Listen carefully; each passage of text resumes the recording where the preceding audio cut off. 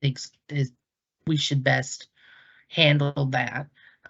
Also, I wanted to speak to Rachel Bailey's comment. No, you do not have to have a grant writer for Right. this, as Alona said. Part of what we have taken as part of our task and the ownership of is that we understand that agencies are overworked, understaffed, and need to be able to build this capacity to really understand how to put in what can be a very complicated grant application.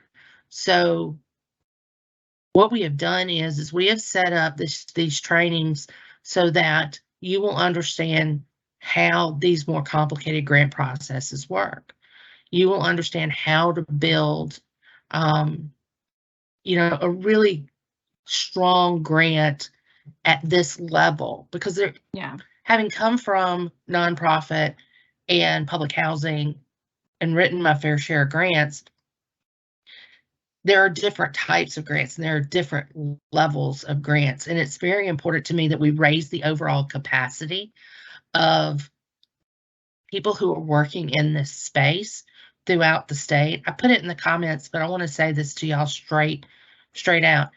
I have been incredibly impressed with the multitude of agencies across the state of Georgia and the work that you are doing. It is incredible, the work that you are doing.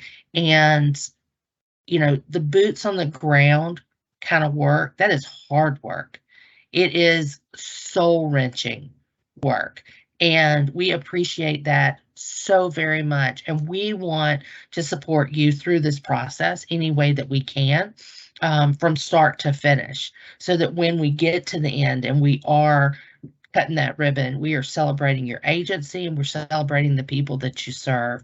But also for those who may decide that this is not the right grant at the right time for them, this is a great opportunity for us to walk through this process, and it costs nothing but your time for you to sit in on these trainings. So why wouldn't we open them up so that you can see how this works and you can learn the acronyms and you can start to do some of the thinking that goes into what it takes to put these grants together. I've said it before. I will tell you again. I hate the name of this book, but Grant Writing for Dummies. I took a class on grant writing for my master's program. And when that book was the book for the class, I thought, they have lost their mind. Do they know how much I'm paying for this class? It is an excellent, excellent book, start to finish, and it will take you through the grant writing process. So if you are an experienced grant writer, there were things that I thought about and I learned process-wise in this book that I thought were excellent. If you are a new to a moderate grant writer with your experience, there are incredible knowledge in this book, because it takes you from start to finish in a way that makes you think, because so much of grant writing is narrative.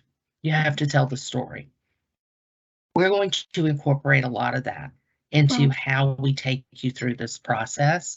But we're doing that, and we're taking the time to do that because we are so stinking impressed with the agencies throughout the state that we have talked to in the last 9 months, who are doing this vital work across the state. So I just want to tell you, we wouldn't even be at this point if it wasn't for the people that we have talked to and the great work that you are doing. Absolutely. Well, and the whole, HOMEARP has capacity building built into it. That's one of the biggest pieces of the grant. And so in that frame, we really wanted to, when we were kind of putting together the NOFA, we kind of had that, lightning bolt moment, and to make it into this, like we've talked about, this capacity building opportunity, which is what the grant is all about. And so we really are just trying to take this opportunity to expand for for all of us, like really, for the whole state to just make it even better than it could ever be. And so just to help you guys be prepared, and hopefully you'll learn something, and if not, that's fine too. Like she said, it's just time, and really we really hope that a lot of the agencies will be able to get kind of a storehouse of all your information and data in one place, so then that way you can just improve on it and build it as the years go on. So, and this is what we have put together. Every one of these trainings are going to be at 1 o'clock in the afternoon. The only exception is the one on the 22nd. We have a listening session. So for those of you who want to be a part of the listening session, that's right afterwards at 1:30. And so each of these are really around creating more, I guess, really creating the documentation and the information that you need for future grants. And so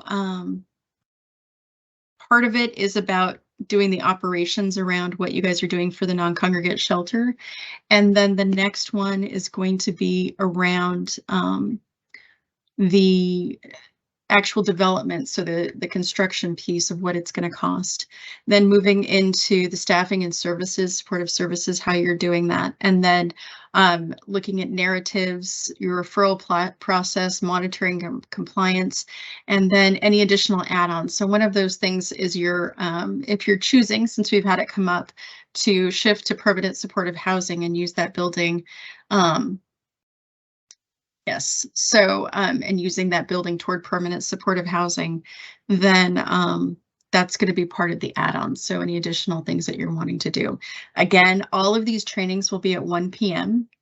The only exception is going to be June 22nd at 12:30. And so just go ahead, you guys will be receiving all of this information. And so so then that way you can go ahead and keep up with all of this. Anything that's a submission date, those are due at the end of the day. So August 15th, it's going to be the end of the day. September 15th will be end of day. And then our hope is to announce the awards on November 15th, right before Thanksgiving. And so everything should be published on the 15th. It may be phased where we do the first phase published and then the second phase not too long after it. We got some information yesterday from HUD that I want to go ahead and look at a referral piece again.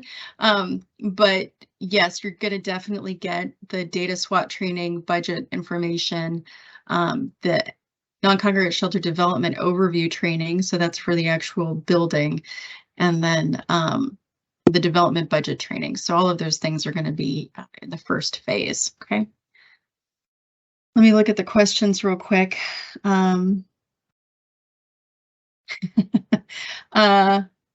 Yes. Okay. So just to let you all know, this is being recorded, and yes, all of this information is going to be published. So you'll be getting all of this information. And this is actually this will be on our website too. So things to consider before June 15th.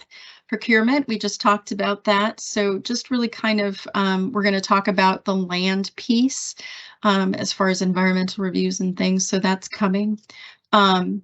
So you'll have this presentation, so you can click on all of these things. So just know that. Relocation. We talked with one location that actually is using one of the buildings that they have for, they're leasing it out to some businesses actually. And so because again, this is home funding, it's HUD, URA, or the Uniform Relocation Act, does apply. And so the HOMEARP funds can pay for relocation, but you need to make sure that you are paying for everything you need to pay for. So there are relocation costs, both for people who are living in homes, apartments, those types of situations, even hotels, motels, or if it's a business, you're going to have to relocate that business.